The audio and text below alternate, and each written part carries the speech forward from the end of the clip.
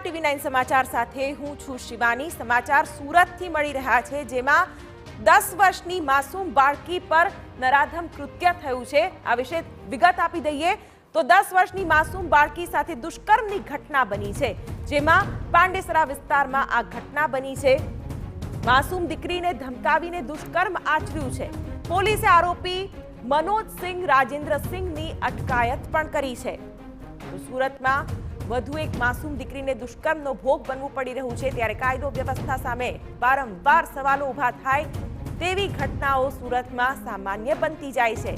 હાલ તો બંને આરોપીઓની અટકાયત કરવામાં આવી છે। સુરતમાં માત્ર 10 વર્ષની માસૂમ બાળકી સાથે દુષ્કર્મની ઘટના બની છે।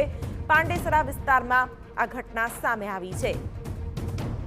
હાલ તો માસૂમ દીકરીને ધમકાવીને દુષ્કર્મ કર્યું હોવાનું સામે આવી રહ્યું છે અને બે આરોપીઓ જેની અટક પણ કરવામાં આવી છે, મનોજ સિંહ અને રાજેન્દ્ર સિંહ, આ બંને આરોપીઓની અટકાયત કરવામાં આવી છે। હવે આગળ શું કાર્યવાહી થાય છે તે પણ જોવું રહ્યું।